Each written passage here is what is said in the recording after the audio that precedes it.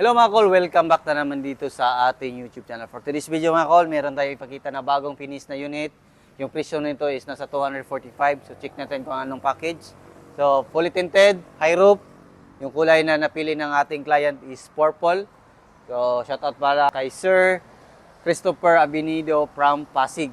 So ito yung kanyang order. So pangalawang order niya. Yung unang na-vlog natin na color gold is order din yun ni Sir Christopher Abinido. Then ito yung pangalawang order niya. So check natin sa 245, complete LTO registered na yan with fog lamp, stock yung headlight, brand new mags and brand new tire, auto fold and retractable side mirror. Kompleto tayo sa rain visor, black yung gitna para magmukhang buong salamin. Stock lang dito. Tapos yan, 13 inches mag wheels. Makita natin dito sa likuran. Ito, dito meron tayong third light, wiper. Stock lang talaga, plate holder para hindi mabin yung plaka. Meron siyang camera dito. Tapos yan yung tail light ng ating DE64V. Naka brand new matting.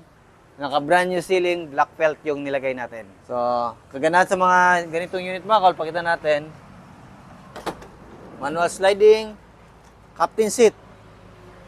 Meron siyang headrest, meron siyang armrest. Yung armrest niya with cup holder. Then, pwede din natin to i-fold. Pakita natin, doon yung camera. Yan. At ng captain seat is ganito. Forward natin konti dito. Ayan. Ito yung kagandahan sa mga ganitong upuan mga kol. Kasi foldable. Ayan. Kung kailangan mo ng malaking space para sa inyong minivan, pang cargo, pang camping, then pang negosyo, pwede yan. So ito yung the best sa mga minivan mga kol. Kasi multi-purpose, hindi lang pang pamilya, pwede din natin to pang negosyo. Yan, balik natin. Yan, captain seat. So, brand new matting dito. Then, auto fold and retractable side mirror. Ito yung upuan natin. Pwede natin i-move forward din atras. Steering wheel, stock. Naka 9 inches Android touchscreen stereo with reverse camera. Then, makita natin yung dashboard is back to original. Automatic transmission, 4-speed automatic transmission. So, check natin yung makina natin. Ayan. So, meron siyang cluster. Ito yung cluster panel niya. Meron siyang RPM. Meron din siyang speedometer reading. Then, indicator sa ating shifter. So, overdrive. So, start natin. Ayan, naka-under. Cold start. Then, pakita natin yung makina natin. Dito natin makita yung makina natin sa ilalim. Yan. Ito yung makina natin, T6 engine, 660cc, 4-speed automatic transmission. Yan, makita natin yung turbo natin.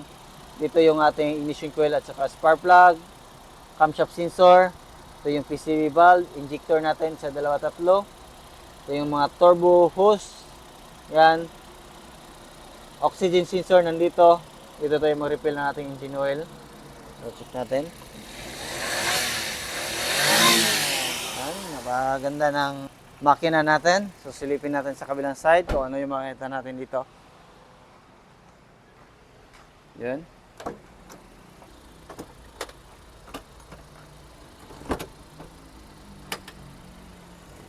Ito yung throttle body natin. Latest model. Alternator, aircon compressor. ETF natin. Dito, gamit natin yung prime lobe. ETF natin. Dexton 3. Then ito yung ating engine oil, dipstick. So gamit pa rin natin yung ating prime lobe engine oil. Ito yung ating main fuse box, air filter housing.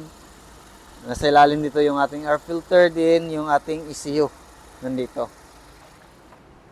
Silipin naman natin yung hood natin. So dito natin makita yung ating hood opener. Hood opener dito.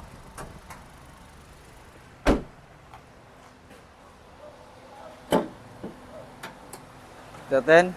So, makita natin dito, windshield washer reservoir. Dito yung ating coolant reservoir. So, yan yung setup natin. Yung conversion natin is baki-baki conversion o yung tinatawag na secondary gearbox. Yan yung setup.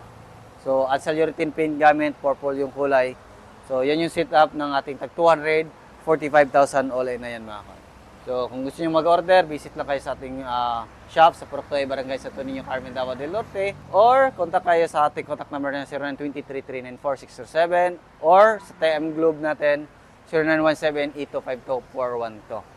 So gusto magpa-repair and maintenance sa kanilang mga sasakyan, nag-accept din tayo dito kung taga Davao Region or Mindanao lang kayo, pwede kayong bumisita dito mga kal. So kahit ano, under chassis, heavy FMS, lift up, then accessories, pwede tayo magkabit dito. So yan lang muna yung ating vlog for today. Maraming salamat sa iyong patuloy na pagsubaybay. Sa bago lang sa ating YouTube channel, please like, share, and subscribe mga kal. Maraming salamat, ingat, and God bless ating lahat.